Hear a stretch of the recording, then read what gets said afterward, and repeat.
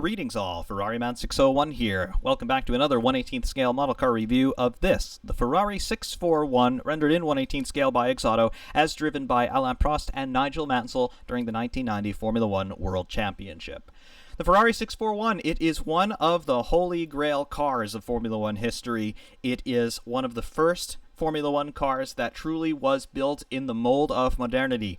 This one has a semi-automatic gearbox, something that has been utterly ubiquitous since the time of the 641 and the 640 before it, and it went a long way into solidifying the complexion of the Formula One World Championship that we all know today in 2020.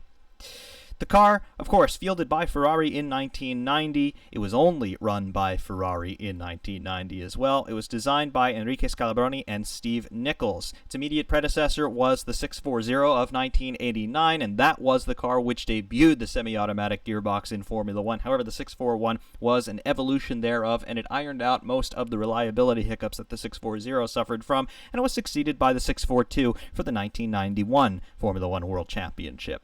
This being a 90s Formula One car, we have carbon galore all over this thing. Carbon fiber monocoque, as you would expect, carbon suspension elements, and starting to play in the realm of carbon brakes as well. However, the capabilities of all of this technology have since gotten a whole lot better, despite basically being cut from the same mold in macrocosmic terms. You can see generally the plan of this car very similar to what we still see in 2020, but the technology has evolved so much in the 30 years that have elapsed between this car racing and the present day, but still you can see whispers of modernity in a 30-year-old car, which I find utterly amazing.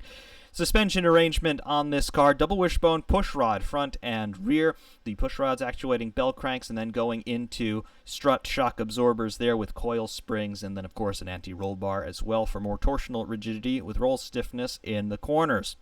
The engine, though, on this car, we talk about the gearbox being very similar to what we still see today, but the engine is a radical departure from the current era. This was the Ferrari Tipo 036. It's a 3.5-liter V12, naturally aspirated at 65 degrees. Longitudinally mounted, though, just like the current 1.6-liter V6 turbos. But, of course, no turbo in this era for Formula One.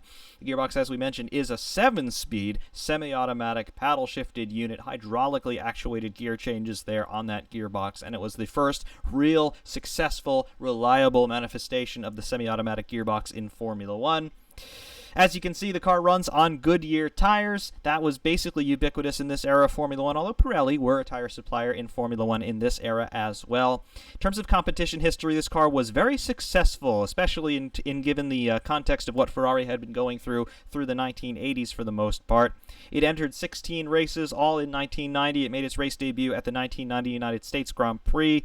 Out of 16 entries, it took 6 victories, 3 pole positions, and 5 fastest laps. However, it was not enough to secure the Constructors' Championship or the Drivers' Championship for Ferrari, as Ayrton Senna and McLaren were dominant in 1990. And of course, the climax of that season at Suzuka, 1990, Alain Prost in pole position. Well, effectively in pole position because of the clean versus dirty side of the grid controversy. Ayrton Senna slotted in behind Prost on the start, and he went for a gap that didn't exist. He rammed his McLaren MP45B into the rear of Prost's Ferrari 641, and the rest was history. Ayrton Senna became world champion for 1990. However, we're here to take a look at this model today, and you can consider this video to be a bit of an addendum to the review that I did of this car back in May of 2019. Of course, back then I had one of them, not the two that you see before you here, but it wasn't shot with a tripod, and I really don't feel that I did it justice in terms of being able to show you the car inside and out. So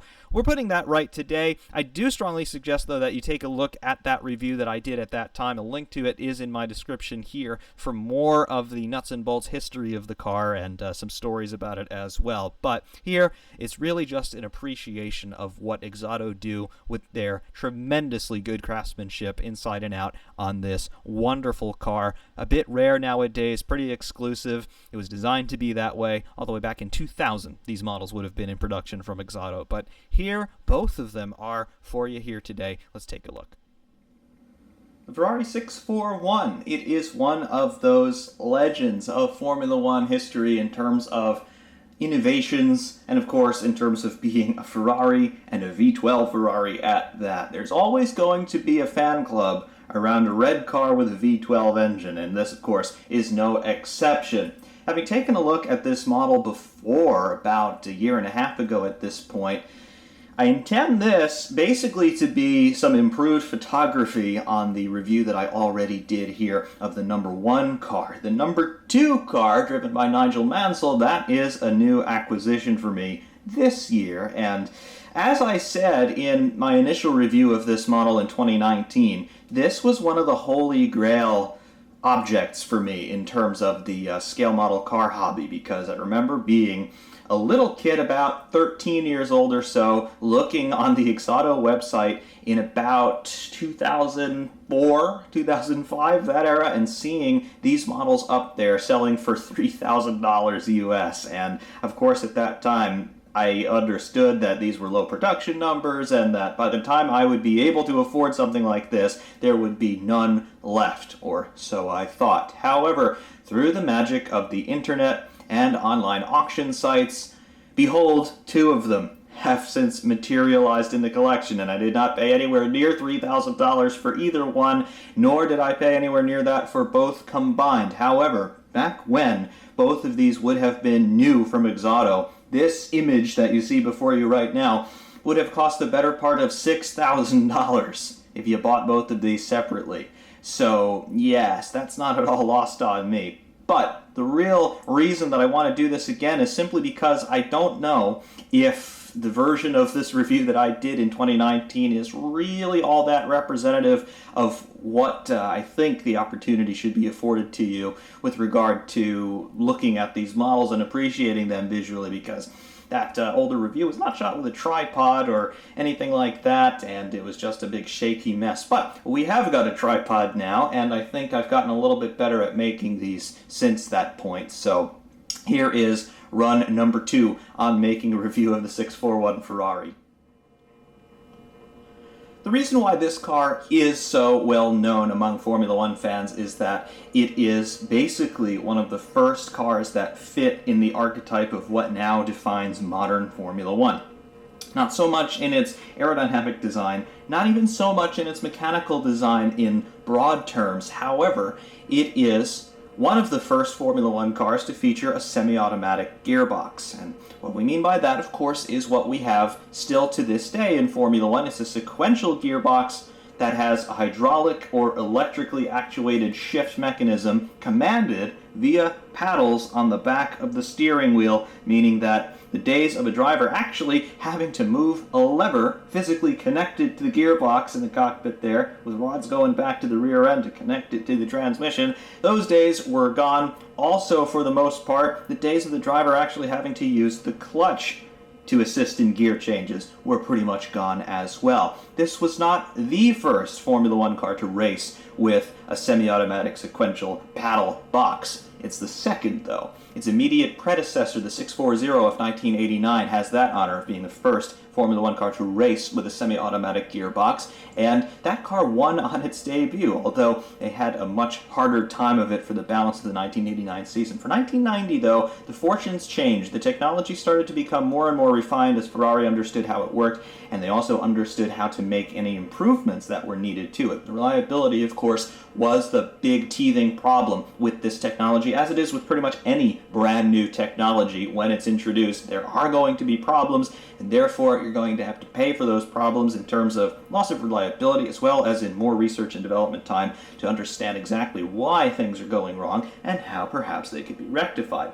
However, by 1990, the second generation of the semi-automatic Formula One gearbox, it had arrived, and most of those issues had been sorted, and it turned this car into a championship contender, as we talked about in the intro roll there.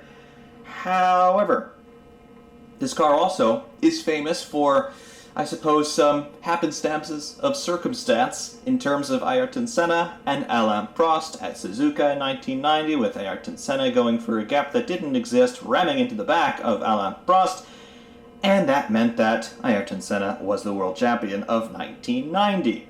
So you've got two real reasons why this car is so well known. One, on the technological side, and secondly, on the driver rivalry side between Ayrton Senna and Alain Prost. This car was, of course, one of the protagonists in that now legendary exchange between two great champions of Formula One.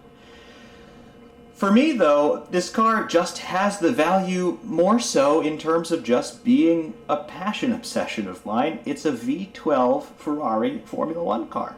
And those of you who are Ferrari fans know that Ferrari and V12 seldom go unmentioned in the same sentence. Ferrari is just known for their great V12 engines of the past and present, still in some of their road cars still running V12s, and of course wonderful examples of Ferrari road cars throughout their history running V12 engines. So when Ferrari builds a V12 race car, it also sort of acquires that somewhat mythical status, and this is really among the last Ferrari V12 Formula One cars, as this is a 1990 car, of course, but the V12 engine started to become phased out in favor of V10s in Formula One starting in about 1991, particularly with Williams starting to become really successful with their V10 engine and their semi-automatic transmission, coupled with their active suspension, and all of that was only able to be done because of the smaller engine that a V10 is over a V12. So more flexibility in terms of packaging, better weight distribution, more allocation of ballast in terms of where you can put it around the car to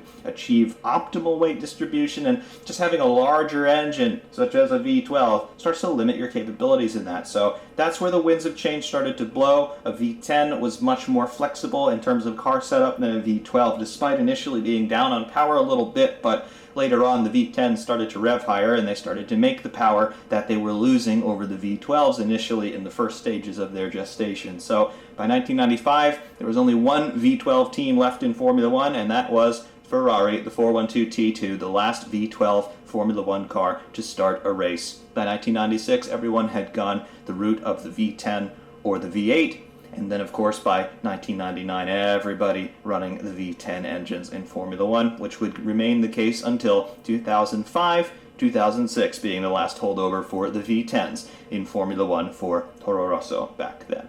However, this car, it really started to cement the design archetype of what Formula One became. You've got carbon composite bodywork everywhere, you've got a longitudinally mounted engine right behind the fuel tank, a stressed member in the car's construction, and the engine is driving a transmission which is semi-automatic, paddle actuated, electronically, hydraulically, the driver commanding that gear change with a flick of his fingers rather than a flick of his wrist through a lever in the cockpit. We still see that in Formula One today, and it is due in no small part to this car right here. Stop the rotation here, and we'll just start to appreciate these for the models that they are. Of course, both of these by Exoto, and they are both pretty rare in terms of how the distribution of 1/18th scale model Formula One cars goes. And of course, Formula One models tend to be produced in lower volumes than most road cars, at least from the big manufacturers. But at the same time, Exoto always have been a very exclusive product. They don't make all that many of these. And of course, these being 20-year-old models by this point, they are pretty rare. And I must say, to be able to have two of these in the collection is really, really cool. Anyway, though, taking a look first of all at the front end, on the 641, here is the Mansell car, of course, and you can see just how the front end aerodynamics have evolved over the past 3 decades in Formula One design. The only commonality between this and a modern car would be the nose cone there in terms of how low and how comparatively wide it is. But that front wing, it's just a straight across wing, and it's not even one unified piece. It's 2 flap elements stuck onto the nose from either side, and then the flaps themselves, they're just straight across. No cascades, no flow modifiers, little vortex generators underneath the outboard surfaces of the wing there.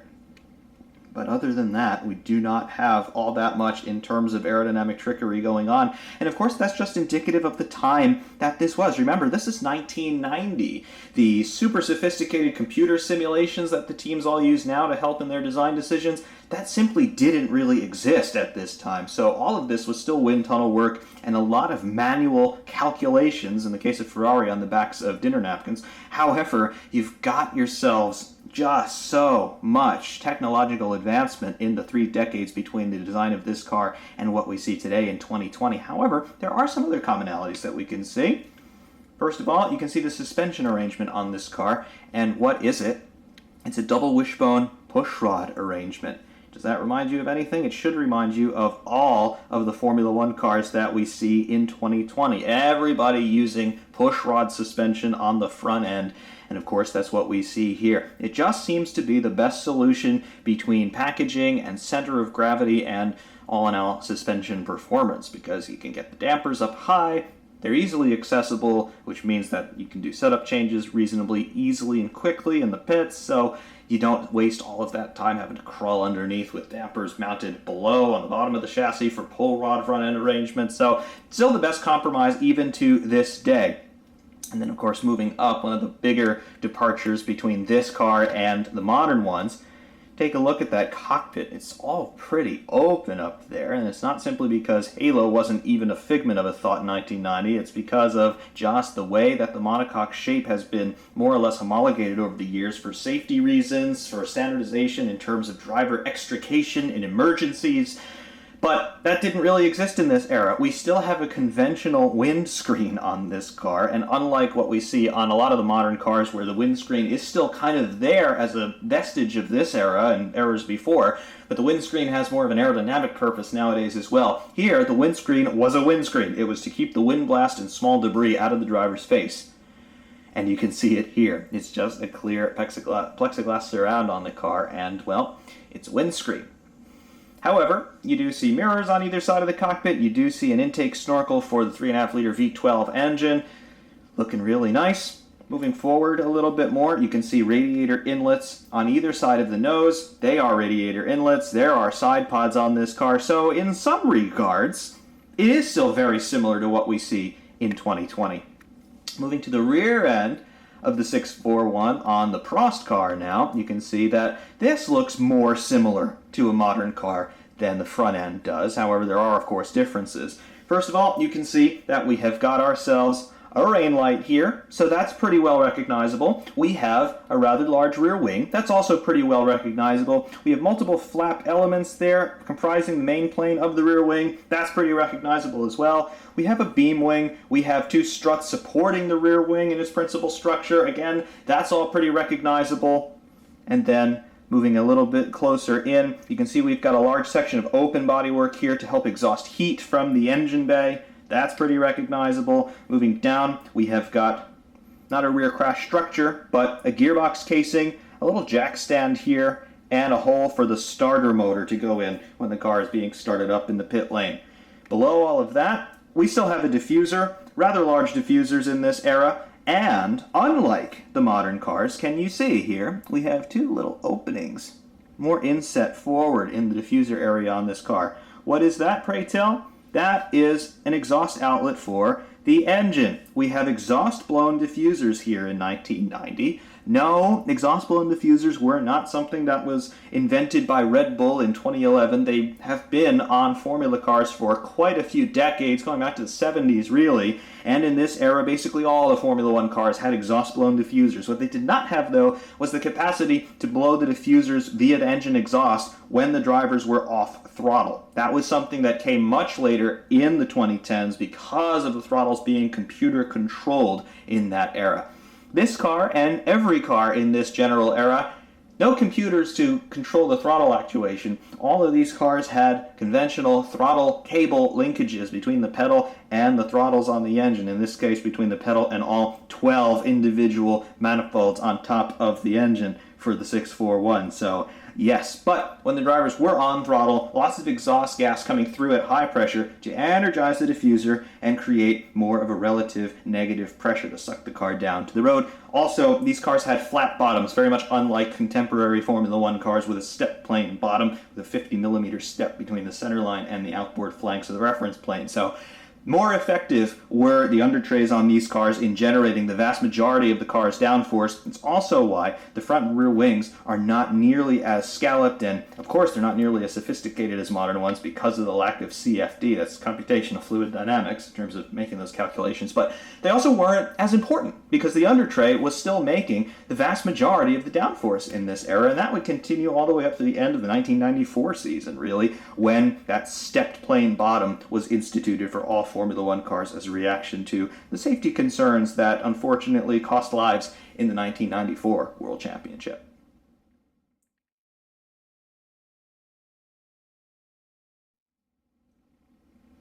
Taking a look from the left flank of 641, here's where we also see rather large departures from modern Formula One car design. There you go. We still have a front wing end fence here, but no attempt at steering any of the air around the front axle in this era. This is just a flat piece of carbon comprising the end fence of that front wing. Not at all dissimilar from what we see on aircraft wings, even still today, where just controlling drag and vortices is the concern rather than trying to create any sort of outwash and changing the direction of that flow off the wingtip. However, we do still have our front axle here. Good tire detail, the center nut there, the only wheel nut, very nice. Good lettering on the sidewall, Goodyear Eagle, of course. Goodyear, one of the only two tire suppliers in this era. Heading back toward the center of the car, there's the Scudetto Shield for Ferrari. Moving up toward the cockpit area. And then, of course, you can also see right here our naked duct outlet for our radiator, which you can see inside there a little bit. There's a bit of a radiator matrix. See if we can get the light to fall in there. There you go. Radiator matrix is visible in there. That all looks well and good. Then moving rearward, you see the shut line where the top bodywork connects with the lower bodywork. Coming down. One thing that you don't really see on this car is a reference plane per se. All of this section through here, this is all flush with the side pod there, and we only start to get into a diffuser in this section here, where we do have a bit of a triangular cutout for funneling air toward the top side of the diffuser. So all of that is well and good. You can see the suspension pickup points. The lower wishbone comes in through here. Very nice. And then if we move up a little bit more, you can now start to see what's going on with the rear wing. Again, comparatively small end fences on the rear wing compared to what we see in 2020, of course. But the same theory, just trying to control the spillage that comes over if the wing becomes a little bit overwhelmed so that you don't create too many vortices to create too much drag. But otherwise, it's a rear wing, main plane running up through there. Very, very nice. Rear of the engine cover, no shark fins or anything like that. No camera mounts visible on the car. It could have carried onboard cameras, of course, but we don't have any fitted here. Very, very nice. Very, very nice indeed. And of course the rear wing is visible there on the Prost car. But all in all, very, very, very nicely done, I must say, by Exoto.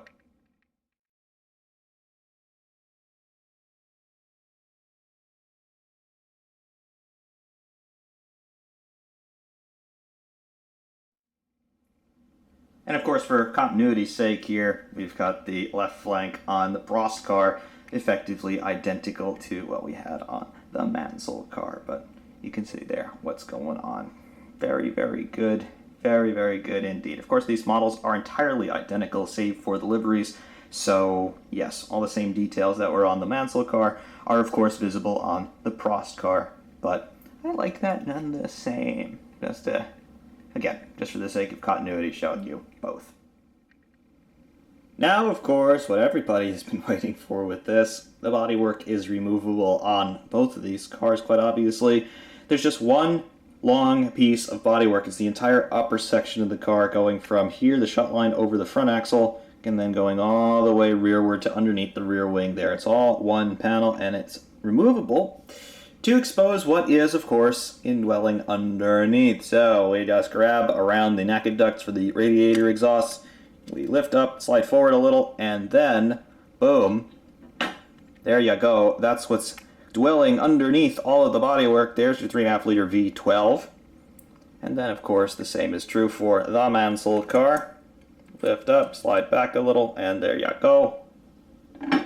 Very, very nice. So we have got two Exoto 641 Ferraris completely undressed for us. This is quite scandalous of an affair, is it not? Yeah, but there's just so much going on underneath the car. And in terms of the technical traits of what we see here, it's not very overwhelming in terms of what we would see on a modern Formula One car, but for the era, this would have been rather indicative of what was going on.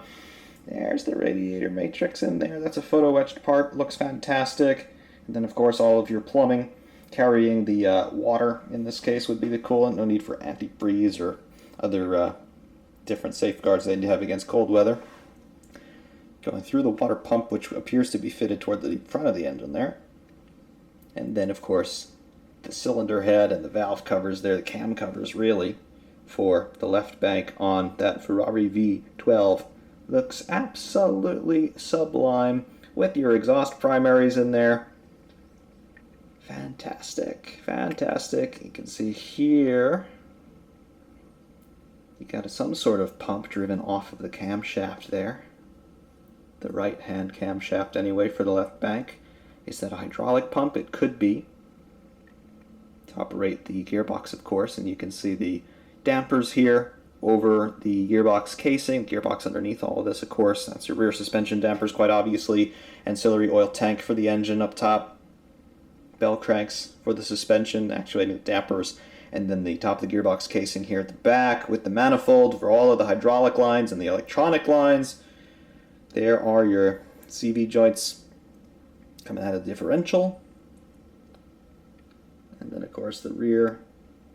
There's the gearbox casing back there with the rain light. And then our jack point with the starter hole. That looks sublime. Absolutely it does. Cockpit area. Here we go.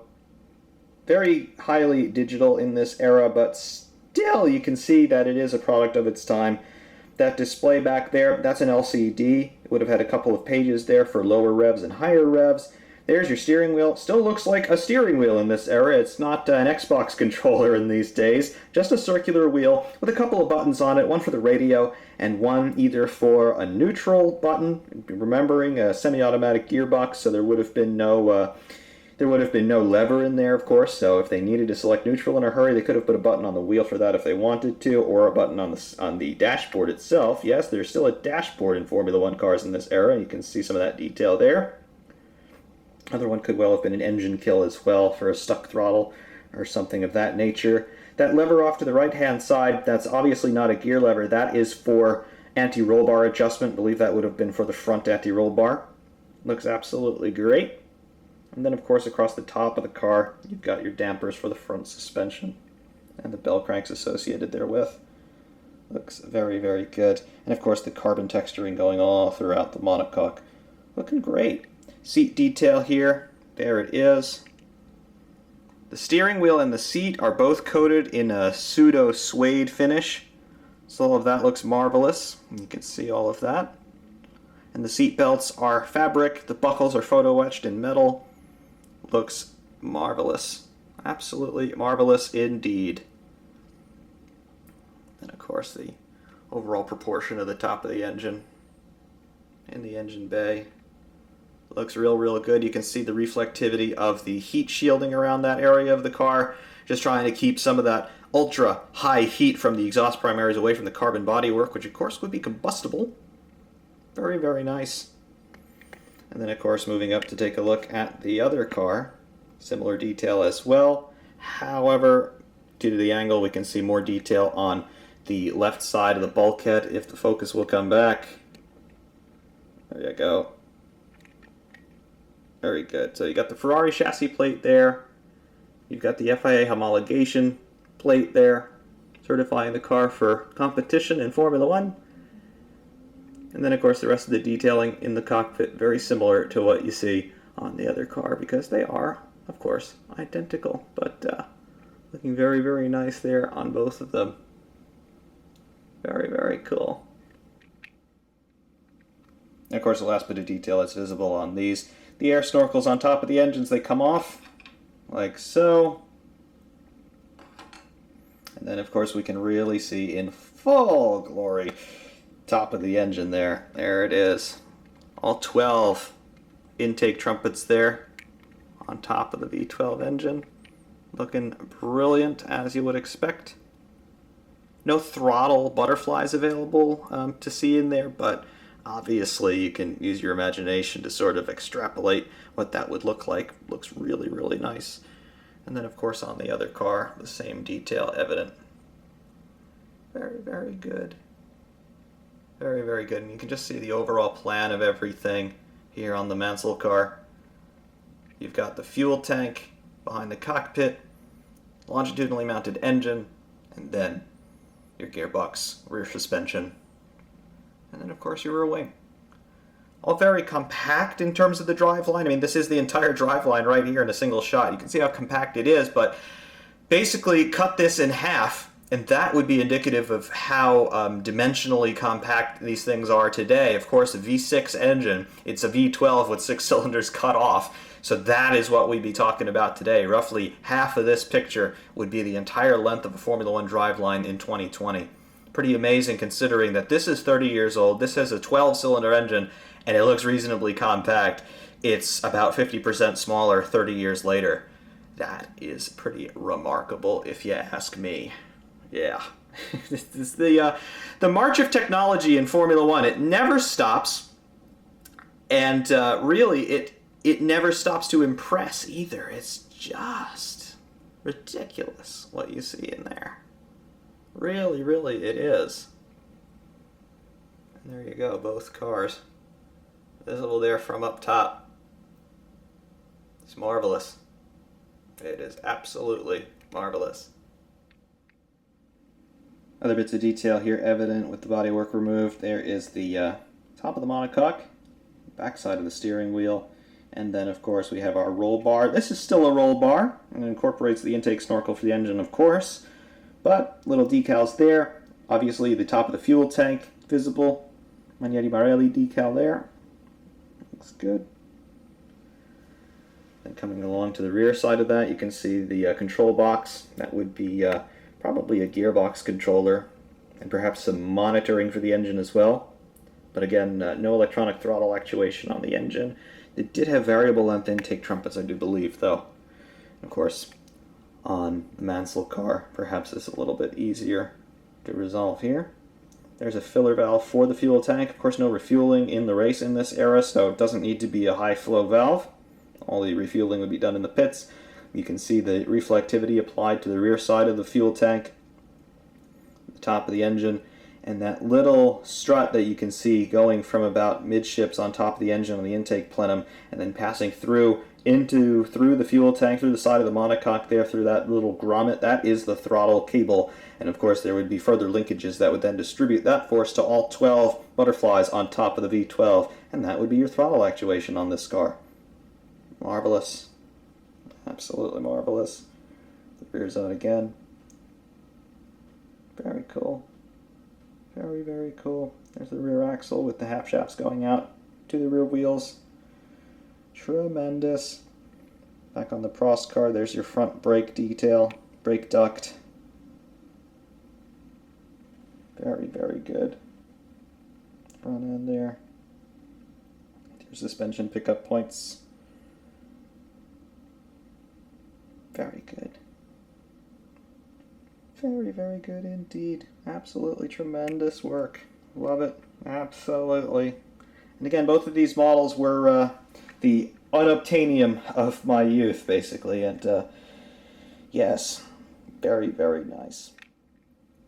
And now just to show reassembly of the cars here. The air snorkel goes back on first. You can see how this would attach with these two little pegs.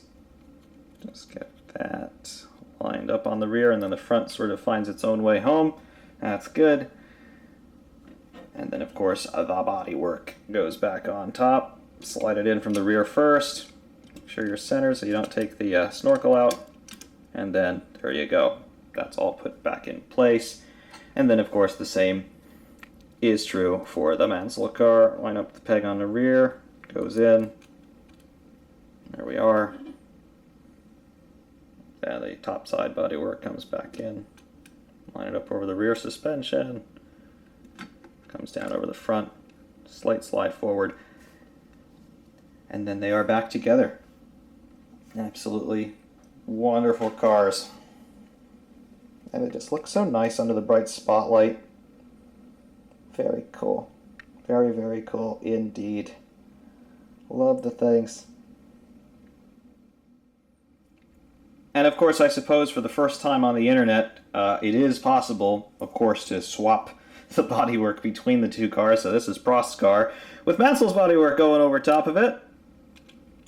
It will, I'm gotta get that recentered now because I'm coming in on a weird angle. There we go. But Prost's car with Mansell's bodywork coming onto it. There we go. Yes, it's a perfect fit. Now, of course, there is really no difference between the bodywork for Mansell or Prost, save for the name, so the car doesn't really look any different with this on top of it, even though I do believe that I've still got that air snorkel uncentered there, which is why the rear end isn't coming down all the way. There we go. There it is, so that is a better fit. But yes, you can see now with the number 1 and then Mansell's name on it, yeah, that looks a bit strange. Of course, the car is not meant to be displayed in this configuration, but there it is. So it's possible to put the wrong bodywork on, and then you, outwardly it doesn't look particularly strange, but when you start to look more closely, then you realize, oh wait, that's not exactly correct, is it? So yes, I'm sure nobody has done this on the internet before, so I'm happy to do this world first. Fantastic. And the last bit of detail, the underside of the 641. There we go. Smooth profile underneath the front wing as well as the nose cone. There's your front suspension. And then your Exoto information there. That says copyright 2000 Exoto Incorporated. There is your serial number, A2047, with your Exoto logo. Mounting points for where it was in the box. Then underneath, Grand Prix Legends Ferrari 641-2 118. And then the exhaust outlets on the diffuser, and the diffuser itself. Not much to see on the rear end of this car, but or the underside rather, but that's what it looks like. Very, very interesting. So there it was, the Ferrari 641, for a second time on the channel, rendered in 1/18 scale by Exoto. Just as I was saying about it in 2019 in my first review of this model, it's utterly tremendous. It is one of the holy grail models. It's one that I never in my wildest dreams thought that I could have, let alone to have 2 of them. But here they are. Exoto, if you don't have one of their models, you've got to have at least one in your collection if you are serious about it, because they're just legendary in terms of what they do. I mean, this is something that's in 1/18 scale. It's about 9.5, 10 inches long. But the amount of detail that they're able to achieve with all of this, inside and out, removable bodywork on a Formula One model, it's a rarity. But they achieve it here, and they achieve it with such a high degree of competence and fidelity to real-world detail. It's truly an art piece. It's something to behold, and to be able to have them in the collection, it's very, very cool indeed. And again, I just remember all those years ago being a teenager, looking on the Exoto website and seeing these for sale for $3,000 and understanding that there's no way I would ever have one. But here we are all those years later, and I've got 2 of them. Very, very cool, I must say. And again, I feel like sharing these models with you because they are just a rare thing. And I know that a lot of you would love to have one of your own. So if it's not possible for you, I do hope at least that you're able to appreciate them for what they are via videos like this. And again, it's my pleasure to be able to share them with you. For the record, it's not like I'm even hoarding them or just gushing over them all the time. For the most part, they're just stored in their boxes in a closet, just to protect them, really. So when they do come out, it is nice to be able to make a video of them, because if I can't physically share them with you, I do very much appreciate the opportunity just to have them seen, and to have them seen by a larger audience, because again, I do think that they're limited pieces, they're special pieces, and of course the story of this car, it's one that's very important in the history of motorsport in my opinion. So to be able to share them with you in albeit a limited sense, I do think that it's a cool thing to do every once in a while. So again, take a look at the video that I did of this model back in 2019 for more of the history of the car itself, but really, I hope that the photography here was of somewhat higher standards than I was initially able to do with this car all those months and months and over a year ago at this point. So again, I do thank you all very much for watching. Ferrari Man 601 saying thanks, and of course, we will see you soon.